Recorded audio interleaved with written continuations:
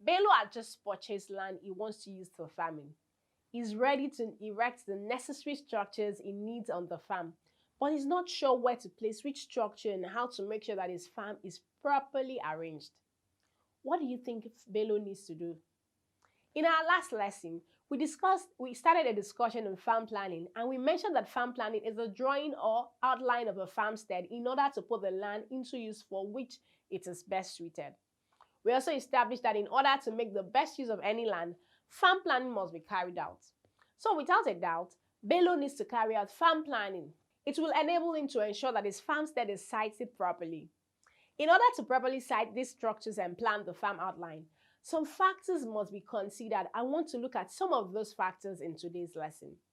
Some of the factors influencing the siting of farms or farmstead are topography of the soil, soil type, accessibility, water supply, hygiene, nearness to the market, and drainage. Depending on the particular structure you have in mind, you have to put these factors into consideration. For example, in building a residential facility on the farm, you need to consider key factors like water supply, topography, hygiene, and nearness to your animals' shelter and other structures.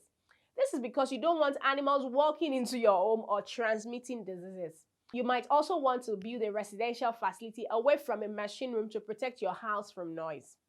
We hope you enjoyed this lesson. See you in the next one.